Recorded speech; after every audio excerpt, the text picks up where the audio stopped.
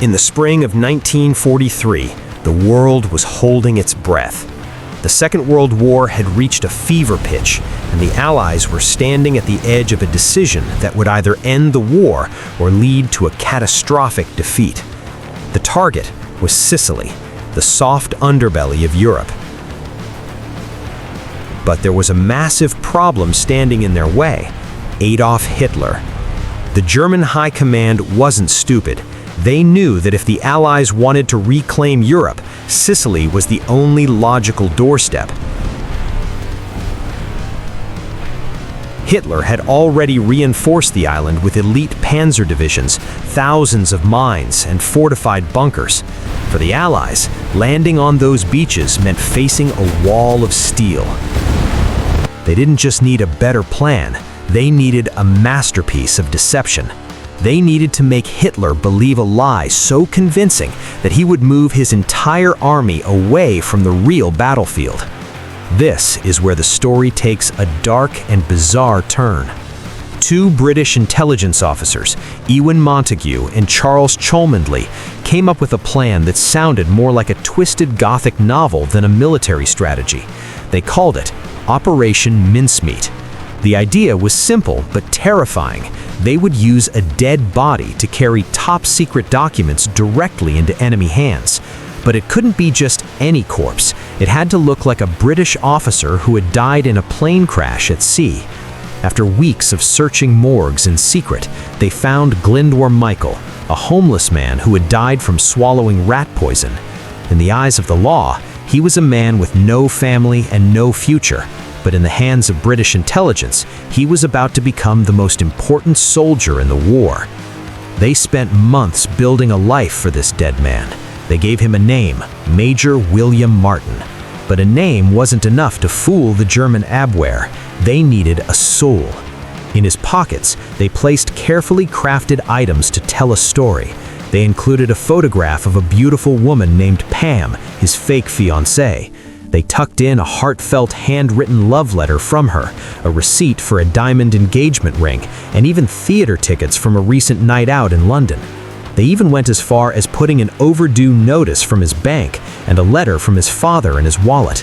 Every single scrap of paper was designed to make the Germans see a real human being with a life, a family, and a future, a man who carried a heavy secret. That secret was a personal letter from a high-ranking British general, casually mentioning that the Allied target wasn't Sicily at all, but Greece and Sardinia. On the freezing morning of April 30th, 1943, a British submarine, the HMS Seraph, surfaced in the darkness off the coast of Huelva, Spain. The commander and a few chosen men brought a canister onto the deck. Inside, packed in dry ice, was the body of Major Martin. With a silent prayer, they pushed him into the water, letting the tide carry the phantom major toward the Spanish shore. This was the moment of ultimate tension. Spain was officially neutral, but it was crawling with German spies. If the body was found and the briefcase handed over to the Nazis, the trap was set. But if the Germans suspected even a single detail, the way the lungs looked or the ink on the letters, the entire Allied invasion force would be walking into a trap. The tide did its job. A local fisherman found the body, and it wasn't long before the German Secret Service got their hands on the briefcase. They used high-tech methods of the time, thin needles and steam, to read the letters without breaking the official wax seals. The documents were flown straight to Berlin, landing right on Adolf Hitler's desk. And Hitler, the man who prided himself on his intuition, fell for it completely. He was so convinced by the Major Martin letters that he overruled his own generals. He ordered his most powerful tank divisions to move from France and Italy all the way to Greece. He even sent Field Marshal Ewen Rommel, his most legendary commander, to defend the Greek coast. When the sun rose over Sicily on July 10, 1943, the Allied fleet appeared on the horizon. Thousands of ships and nearly 200,000 soldiers hit the beaches. To their shock, the fierce Nazi resistance they expected wasn't there. The beaches were lightly defended because the real German strength was hundreds of miles away, waiting for an invasion in Greece that would never happen. Operation Mincemeat had worked. The man who never was saved the lives of countless young men and changed the course of human history. Glyndwr Michael, the drifter who died alone in London, was eventually buried in Spain with full military honors.